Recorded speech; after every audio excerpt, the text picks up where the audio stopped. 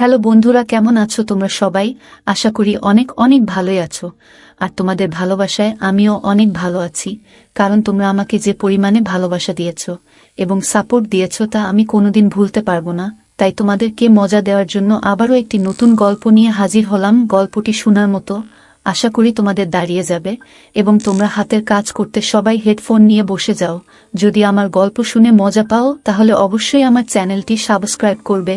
তো চলো বন্ধুরা, আমরা কথা না বাড়িয়ে আসল গল্পে চলে যাই। আমার 15 বছরের শালি কিছু দিনের জন্য আমার বাড়িতে থাকতে আসে। আমি যাকে ছোট ভাবছিলাম সে তো অনেক গরম ছিল। আমার বউ হাসপাতালে ছিল, তার মা ও তার সাথে ছিল। সেই জন্য আমার শাশুড়ি আমার শালিকে আমার বাড়িতে রেখে যায়। আমি তাকে ছোট ভেবে নিজের সাথেই ঘুমাতে বলি, যাতে সে একলা ঘরে ভয় না পেয়ে যায়। কিন্তু সে তো মধ্যরাতে আমার সাথে যা করল তা শুনলে তোমাদের চোখ অনেক বড় হয়ে যাবে। রাতের বেলা 12টা বাজলে আমার দরজায় কেউ কড়া নাড়ে। আমি জানতাম এটা আমার শালি, কারণ সব বাড়িতে সেই সময় সে একলা ছিল, আর সে প্রথমবার আমার বাড়িতে থাকতে এসেছিল। তাই হয়তো রাতে সে ভয় পেয়ে গেছিল। যখনই আমি দরজা খুলি আর যা দেখি তাতে আমার হুঁশ উড়ে যায়। সে ছোট একটা পোশাক পরে আমার সামনে দাঁড়িয়েছিল। আমাকে দেখেই সে বলে, ভাইয়া, তোমার বাড়িতে আমার অনেক ভয় করছে। আমি কি রাতে তোমার সাথে থাকতে পারি? আমার চোখে তো নাফিজা 14-15 বছরের একটা ছোট মেয়ে ছিল, কিন্তু আমি প্রথমবার তাকে এইভাবে দেখছিলাম। সে তো গোলাপ ফুলের মতো সুন্দর ছিল। 14-15 বছর বয়সেই সে বড় হয়ে গেছিল। ঘরের আলো কম থাকার পরেও পোশাক পরে থাকা অবস্থাতেও তার শরীরের প্রতিটা অংশ বোঝা যাচ্ছিল। সে আমার বউয়ের ছোট বোন ছিল। এটা ভেবে আমি তার দিক থেকে চোখ সরিয়ে নিই আর তার ঘুমানোর জন্য সোফাতে বালিশ দিয়ে দিই তার জন্য সোফ, এবং নিজে বিছানায় গিয়ে মোবাইল দেখতে থাকি। আমার বিয়ে হয়েছে 4.5-5 বছর হতে চলল। আমার বিয়ের সময় নাফিজা একটা 9-10 বছরের ছোট মেয়ে ছিল। আমি আমার শ্বশুর বাড়িতে অনেক কম যাতায়াত করতাম, সেই জন্য আমি এখনো নাফিজাকে ছোটই ভাবি। কিন্তু আমি কি করে জানব যে সে এখন বড় হয়ে গেছে? আমি মন দিয়ে মোবাইল দেখছিলাম আর নাফিজা সোফাতে শুয়েছিল। রাতে মোবাইলের মধ্যে ও এমন কিছু জিনিস চোখে পড়ছিল যেগুলো দেখে আমি নিজেও গরম হয়ে পড়ছিলাম। আমি রাতে জিজ্ঞাসা করি, কোনো সমস্যা নেই তো? তখন নাফিজা বলে, মিলন ভাই, সোফাটা অনেক ছোট আর আমার পা সোফার বাইরে বেরিয়ে যাচ্ছে, যার তার জন্য আমি ঠিক করে শুতে পারছি না। নাফিজার কথা শুনে আমি বলি, ঠিক আছে, তুমি বিছানায় চলে এসো। আর আমি নিজের বালিশ নিয়ে উঠতে যাচ্ছিলাম, কিন্তু নাফিজা আমার হাত ধরে বসতে যাচ্ছিল। কিন্তু নাফিজা আমার হাত ধরে আটকে দেয় আর বলে, মিলন ভাই, তুমি কি সারা রাত বসে থাকবে? আমার সাথে এখানেই ঘুমিয়ে পড়ো, আমার কোনো অসুবিধা হবে না। আমার জন্য নাফিজার শরীরের দিক থেকে চোখ সরিয়ে কাঁদছিল। আমার চোখটা সরিয়ে রাখাটা ভীষণ মুশকিলের কাজ। অনেক কষ্টে নাদিয়ার কথা শুনে অন্যদিকে ঘুরে শুয়ে পড়ি আর মোবাইল দেখি। আমি বুঝতে পারিনি কখন ও আর আমি ঘুমিয়ে পড়েছিলাম। আমার ঘুমানোর কিছুক্ষণ মাত্র হয়েছিল আর হঠাৎই আমার চোখ খুলে যায় আর আমার শরীরের লোমগুলো শক্ত হয়ে যায়। আমি ভাবতেও পারিনি যে যাকে আমি একটি কম বয়সী মেয়ে মনে করছিলাম সে তো অনেক গরম। প্রতি মুহূর্তে আমার মনে কেমন যেন গরম সৃষ্টি হচ্ছিল। অনেক কষ্ট করে আমি নিজেকে সামলে নিচ্ছিলাম, কিন্তু তারপর নাফিজা আমার সাথে এমন কিছু করল যাতে আমার পায়ের তলার মাটি সরে গেল। আর না চেয়েও আমি তার কথা মেনে নিতে বাধ্য হয়ে গেলাম। আমার আর লিমার বিয়ে হয়েছে 5 বছর হলো। এই 5 বছরের মধ্যে এমন একটাও দিন ছিল না যেই দিন লিমা আমাকে খুশি রাখার চেষ্টা করেনি। সে সবসময় আমাকে খুশি রাখার চেষ্টা করত। আমার আর লিমার প্রথম কলেজে দেখা হয়েছিল। আমাদের ভালোবাসার সম্পর্ক বাড়তে বাড়তে বিয়ে অবধি পৌঁছে যায়। যখন আমি লিমার কথা বাড়িতে জানাই তখন আমার মা এই বলে মানা করে দেয় যে বংশের বাইরের কোনো মেয়ের সাথে বিয়ে দেওয়া সম্ভব নয়। কিন্তু আমার আর লিমার ভালোবাসা এতটাই এগিয়ে গেছিল যে সেখান থেকে পিছিয়ে আসার আর কোনো রাস্তা ছিল না। তাকে ছাড়া এক মুহূর্ত থাকার কথা আমি ভাবতেও পারি নাই। আমি তোটাই এগিয়ে গেছি, তাকে একটা সময়ের জন্য ভুলতে পারতাম না। আমরা দুইজনের ভালোবাসার সমস্ত সীমারেখা পার করে দিয়েছিলাম। সমস্ত রকম সম্পর্ক আমাদের মধ্যে তৈরি হয়ে গেছিল। কলেজে যাওয়ার পরে আমরা দুইজনে একে অপরের হাত ধরে বাইরে বেরিয়ে যেতাম আর কলেজে পাশে তৈরি হওয়া ছোট ছোট হোটেলে নিজেরা সময় পার করতাম। আমি নিজের মাকে রাজি করার অনেক চেষ্টা করেছিলাম, কিন্তু সে কোনোভাবেই এই বিয়েতে রাজি ছিল না। আর আমি লিমার সাথে পালিয়ে গিয়ে বিয়ে করে নিই। যখন আমার মা বাবা এই বিয়ের কথা জানতে পারে তখন তারা আমাকে বাড়ি থেকে বের করে দেয়। আমি তখন কোনো চাকরি করতাম না, আর না কোনো উপার্জন ছিল আমার। আর যখন লিমার পরিবার এই কথা জানতে পারে তখন তারাও আমাদের বিয়ে মেনে নেয় না। তার কারণ ছিল, আমি তখনও বেকার ছিলাম, আমার নির্দিষ্ট কোনো উপার্জন ছিল না। অনেক কষ্টে আমি লিমার বাড়ির লোকদের রাজি করাই, কিন্তু লিমার বাড়ির লোকে আমাদের সাথে মেলামেশা বন্ধ করে দেয়। অনেক দিন পর্যন্ত আমি আর লিমা অনেক কষ্টে জীবন যাপন করেছি, কিন্তু যখন আমি চাকরি পাই তখন আমার অবস্থা কিছুটা ভালো হয়।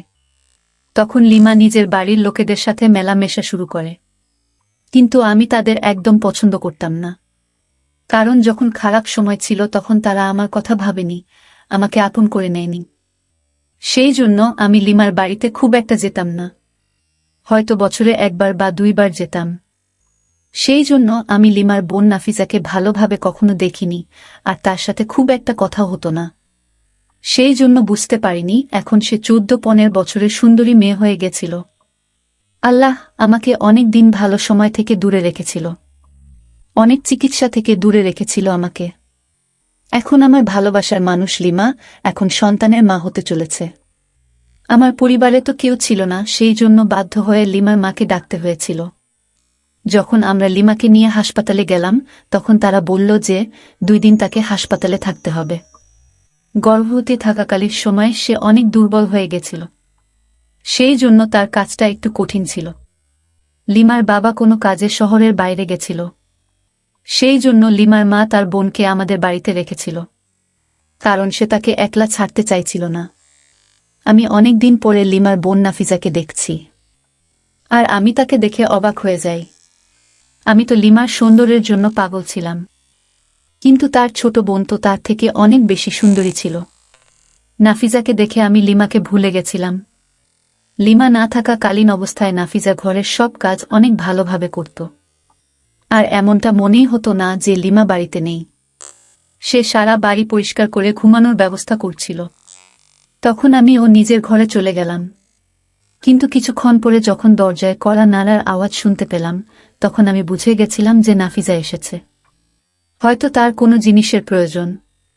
কিন্তু আমি এটা একদম জানতাম না যে নাফিজা অন্য কোনো উদ্দেশ্য নিয়ে এসেছে। প্রথমে সে সোফায় আরাম করে বসে যায় আর বললে আমার নিজেকে অনেক একা একা মনে হচ্ছে, কারণ আমি এই বাড়িতে একদম নতুন।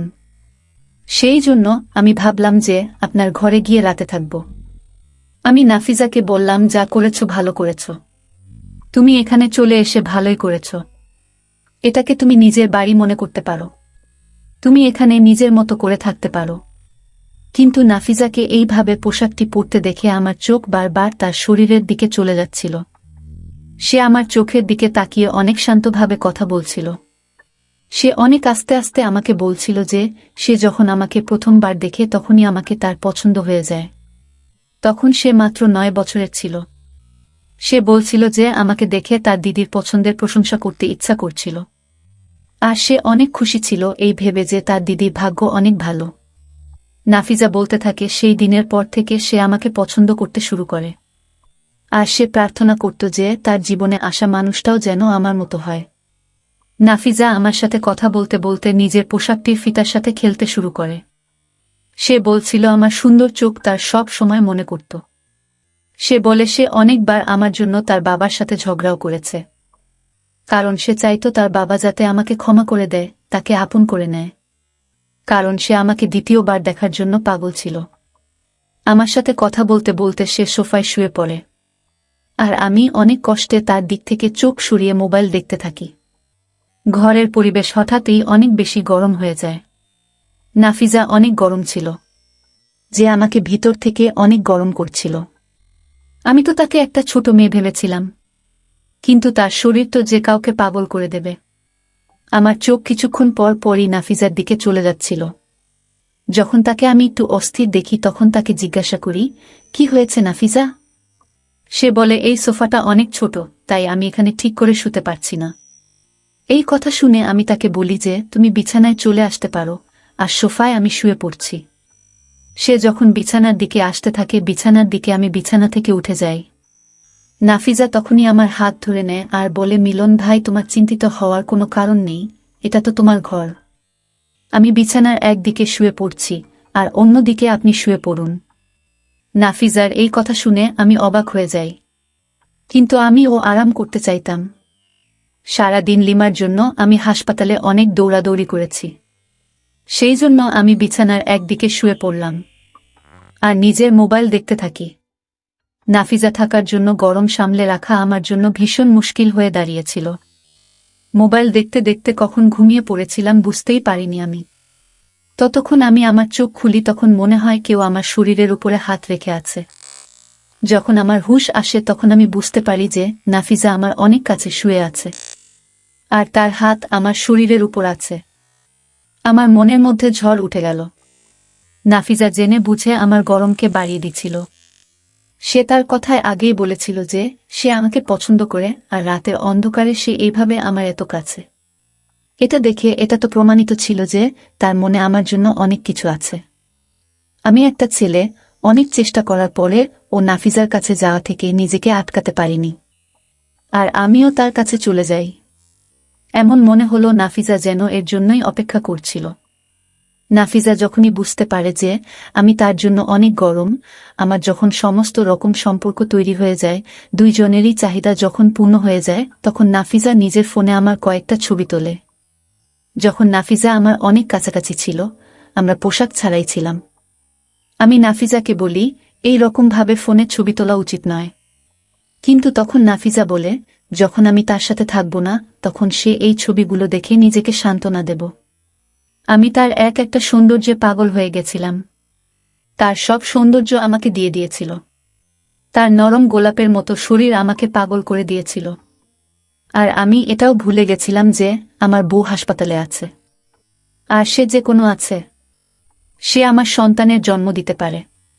কিন্তু আমি কি করে জানতাম যে এটা আমার সব শেষ হবার শুরু ছিল। যখনই আমি হাসপাতালের জন্য রওনা দিই তখনই নাফিজা আমাকে ডাকে আর আমাকে ধরে আদর দিয়ে বলে, আমাকে কিছু টাকা দাও, আমি বাজারে যাব। নাফিজার কথা শুনে আমি তাকে 1000 টাকার 5টা নোট দিই আর আমার কাছ থেকে টাকা পেয়ে সে অনেক খুশি ছিল। আমি তার মুখে একটা আদর দিয়ে হাসপাতালের জন্য রওনা দিই। আমি সারা রাস্তায় অনেক খুশি ছিলাম। যখন আমি হাসপাতালে পৌঁছাই তখন আমার বউয়ের অবস্থা অনেক খারাপ ছিল। ডাক্তার বলে সে মৃত্যুর সাথে লড়াই করছে, যে কোনো সময় যা কিছু হয়ে যেতে পারে। লিমার মা ও অনেক বেশি চিন্তিত ছিল। এই কথা শুনে আমিও চিন্তিত হয়ে পড়ি। সারাদিন আমি লিমার সাথে ছিলাম, কিন্তু লিমার শারীরিক অবস্থার সাথে ছিলাম, কিন্তু লিমার শারীরিক অবস্থার কোনো উন্নতি হয় না। ডাক্তার বলে আরও কিছু দিন লিমাকে হাসপাতালে রাখতে হবে। এই কথা শুনে আমি কেমন জানি একটা শান্তি অনুভব করি। যতদিন লিমা হাসপাতালে থাকবে ততদিন আমি নাফিজার সাথে সময় পার করতে পারব। আমি ডাক্তারকে বললাম, দেখো যেন আমার সন্তানের কিছু না হয়। ডাক্তার আমাকে আশ্বাস দেন। রাত পর্যন্ত আমি হাসপাতালে থাকি। রাতের সময় আমি লিমার মাকে বলি যে নাফিজা বাড়িতে একা আছে, আমার বাড়ি চলে যাওয়াটা উচিত, কারণ হাসপাতালে লিমার সাথে একজন মহিলাই থাকতে পারবে। সেই জন্য লিমার মায়ের থাকাটা দরকার ছিল। আমি যখন হাসপাতাল থেকে বাড়ি ফিরি তখন নাফিজা অনেক খুশি ছিল। সে অনেক শাড়ি কিনেছিল আর এক একটা শাড়ি পরে পরে আমাকে দেখাচ্ছিল। সে তো আমাকে দেখে একটুও লজ্জা পাচ্ছিল না। সে অনেক সহজেই আমার সামনে কোনো পোশাক ছাড়াই ঘুরে বেড়াচ্ছিল। তার পোশাকগুলো এতটাই ছোট ছিল যে তার প্রতিটা শরীর বোঝা যাচ্ছিল। সে যখনই আমার কাছে আসতো তখন আমি সব হুঁশ হারিয়ে ফেলতাম। হঠাৎই সে আমাকে জিজ্ঞাসা করে, আমি কি দিদির আলমারি খুলতে পারি? আমি বলি, এটা জিজ্ঞাসা করার কি আছে, তোমার দিদিরই তো আলমারি। তখন সে বলে, তাহলে আমাকে চাবি দাও। আমি তাকে চাবি দিই আর সে আলমারির সব জিনিস দেখতে থাকে। আর যে সমস্ত পোশাক লিমা রাতে পরত সেগুলো বের করে আমাকে দেখাতে থাকে আর জিজ্ঞাসা করে, এর মধ্যে কোনটা তোমার পছন্দ? আমি একটা ছোট নীল রঙের পোশাক দেখাই আর বলি, এটা লিমাকে অনেক মানায়। এটা শুনে নাফিজা সেই নীল রঙের পোশাকটি নিয়ে ঘরে চলে যায় আর অনেকক্ষণ পরে যখন সে ফিরে আসে তখন আমি তাকে দেখে অবাক হয়ে যাই, কারণ লিমার পোশাকটি পরে তাকে লিমার থেকেও বেশি সুন্দরী দেখাচ্ছিল। হঠাৎ সে আমার সামনে এসে হেসে আমাকে জিজ্ঞাসা করে, এই পোশাকটি পরে কাকে বেশি সুন্দর দেখাচ্ছে, আমাকে না দিদিকে? এটা শুনেই আমি তাকে ধরে আর ভালোবেসে বলি, এই পোশাকটি তোমাকে লিমার থেকেও অনেক বেশি সুন্দরী মনে হচ্ছে। আমি তার হাতে থাকা ফোনটা পাশে রেখে দিই আর তাকে ভালোবাসতে শুরু করি। তাকে সেই পোশাকটিতে দেখে আমি কোনোভাবেই আর নিজেকে সামলাতে পারি না। আমি জানতে আর নিজেকে আটকাতে পারি না। আমি ভাবতেও পারছিলাম না যে 14-15 বছরের একটা মেয়ে সুন্দরী কি করে হতে পারে। কিন্তু নাফিজা আমার ভাবনার থেকেও বেশি সুন্দরী ছিল। আর আমি প্রতিটা মুহূর্তে তার জন্য গরম হতে থাকি। সারা রাত এইভাবে পার করি আমি। পরের দিন সকালে যখন আমি হাসপাতালে পৌঁছাই তখন জানতে পারি যে আমার বউ একটা মৃত সন্তানের জন্ম দিয়েছে। এটা শুনে আমার অবস্থা খারাপ হয়ে যায় অনেক। আমার বউয়ের অবস্থা অনেক বেশি খারাপ ছিল। ডাক্তার তাকে ভালো করার সমস্ত রকম চেষ্টা করছিল। সন্ধ্যার দিকে সে যখন একটু ভালো হয়, ডাক্তার তখন তাকে হাসপাতাল থেকে ছুটি দিয়ে দেয়। আমি অনেক সাবধানে লিমাকে নিয়ে বাড়ি চলে আসি। লিমাকে দেখে নাফিজার মুখের রং কেমন একটা হয়ে যায়। সে অদ্ভুতভাবে লিমাকে দেখছিল আর একটা সময়ে সে ঘর থেকে বেরিয়ে যায়। আমি লিমাকে আস্তে আস্তে নিয়ে গিয়ে বিছানায় শুইয়ে দিই। লিমার মা আমাকে তার ওষুধের ব্যাপারে বোঝাচ্ছিল। আমি আর মা বারান্দায় গিয়ে বসি এবং লিমার মায়ের কথা শুনছিলাম। তখনই আমি নাফিজাকে লিমার ঘরে যেতে দেখি। আমি একটু ভয় পেয়ে যাই। তবে আমি জানতাম যে নাফিজা লিমাকে এমন কিছুই বলবে না। কিছুক্ষণ পরে নাফিজা ঘর থেকে বেরিয়ে আসে আর নিজের মাকে বলে, চলো মা, এইবার আমরা বাড়ি ফিরে যাই। আর তারা নিজেদের বাড়ি ফিরে যায়। আমি একবার নাফিজার দিকে তাকালাম যখন সে চলে যাচ্ছিল, কারণ আমি জানতাম আজকের পর থেকে আমাদের দেখা করা অনেকটা কঠিন হয়ে যাবে। কিছুক্ষণ পরে আমি ক্লাস নিয়ে আমার ঘরে গেলাম, তখন দেখি লিমা চুপ করে বসেছিল। আমি তাকে জিজ্ঞাসা করলাম, কি হয়েছে? কোনো ব্যাপার না, একটা সন্তান চলে গেছে তো কি হয়েছে, আমরা আবার দ্বিতীয় সন্তানের জন্য চেষ্টা করব। লিমা আমার দিকে তাকায় আর বলে, যেটা আমি হারিয়ে ফেলেছি সেটা দ্বিতীয়বার আর ফিরে পাওয়া সম্ভব নয়। তার এমন কথায় আমি অবাক হয়ে যাই। এই কথা শুনে আমি তার সামনে বসি আর বলি, এমন কথা তুমি কেন বলছো? তখন লিমা বলে, নাফিজা আমার নিজের বোন নয়, বরং সে আমার পিসির মেয়ে। পিসির মৃত্যুর পরে বাবা তাকে আমাদের বাড়িতে নিয়ে আসেন। কিন্তু ছোটবেলা থেকেই নাফিজা আমাকে ঘৃণা করত, কারণ বাড়িতে সব জিনিস আমার ছিল আর সে সেই সমস্ত জিনিস নিজের কাছে রাখতে চাইত যেগুলো আমার কাছে আছে। বাবা তাকে কখনো কোনো জিনিসের অভাব বুঝতে দেয়নি। তারপরেও সে অনেক হিংসে করত। তার চোখ সেই সমস্ত জিনিসের উপরে থাকত যেগুলো বাবা আমার জন্য আনত, যেগুলো আমি পছন্দ করি। যখন আমার তোমার সাথে বিয়ে হয় তখন তুমি মামাদের বাড়িতে বেশি যেতে না। তখন আমি শান্তি পেতাম যে সে তোমার উপর অন্তত চোখ দেবে না। কিন্তু আমি বুঝতে পারিনি যে সে আমার অনুপস্থিতিতে এত কিছু করবে। লিমা আমাকে বলছিল, নাফিজা যাওয়ার আগে লিমাকে সেই সব ভিডিও দেখিয়ে গেছে আর সব ছবি ও দেখিয়েছে যেখানে আমরা দুইজন একসাথে ছিলাম। লিমার মুখে ওসব কথা শুনে আমি আশ্চর্য হয়ে যাই। নাফিজা সবকিছু ইচ্ছা করে করেছিল আর আমি তার হাতের পুতুল হয়ে গেছিলাম। লিমার চোখে আমার জন্য শুধু ঘৃণা ছিল। সে তার সন্তান ও হারিয়ে ফেলেছিল, তার স্বামী ও এমন। আমি লজ্জায় তার সামনে মাথা নিচু করেছিলাম। তখন লিমা বলে, নাফিজা যেতে যেতে তার কাছ থেকে নীল রঙের পোশাকটি চেয়ে নিয়ে গেছে, কারণ সেই পোশাকটি আমার থেকেও নাফিজার শরীরে বেশি ভালো মানায় বলে তুমি মনে করো। আমার এমন মনে হচ্ছিল যেন লিমার প্রতিটা কথা আমার মনে আঘাত করছিল। সময়ের নিষ্ঠুর পরিহাসের জন্য আমার সব জীবন নষ্ট হয়ে গেছিল। এখন জীবন নই হে, আমি আর কোনো দিন লিমার সামনে মাথা উঁচু করে দাঁড়াতেও পারব না, জীবন পার করতে পারব না। কিছু সময় পর নাফিজা আমাকে ব্ল্যাকমেইল করতে শুরু করে। সে প্রতিবার আমার থেকে অনেক টাকা নিত আর আমি না দিতে চাইলে আমার ছবি ভাইরাল করে দেওয়ার কথা বলতো। যে মেয়েকে আমি 14 বছরের ছোট মেয়ে ভাবছিলাম, সেই আমার জন্য কাল হয়ে দাঁড়ায়, যে আমার জীবন নষ্ট করে দেয়। আমার আর লিমার মধ্যে সম্পর্ক একদম নষ্ট হয়ে গেছিল, কারণ লিমা এখন শুধু আমাকে ঘৃণা করত। তার চোখে আমার জন্য শুধু ঘৃণা ছিল। সময় আর ভুল মানুষটি আমাকে কোথাও মুখ দেখানোর মতো অবস্থায় রাখে না। তাই বন্ধুরা, তোমাদের একটাই কথা বলতে চাইব, তোমরা কখনোই এই রকম প্রলোভনে পা দিবেন না।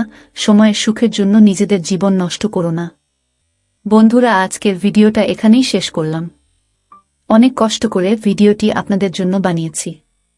যদি ভিডিওটি আপনাদের ভালো লেগে থাকে তাহলে একটা লাইক করবেন এবং চ্যানেলটি অবশ্যই সাবস্ক্রাইব করবেন। এই আশা ব্যক্ত রেখে আপনাদের কাছ থেকে বিদায় নিচ্ছি আমি। দেখা হবে আগামীকালের নতুন কোনো ভিডিওতে। সে পর্যন্ত সবাই ভালো থাকুন, সুস্থ থাকুন। ধন্যবাদ।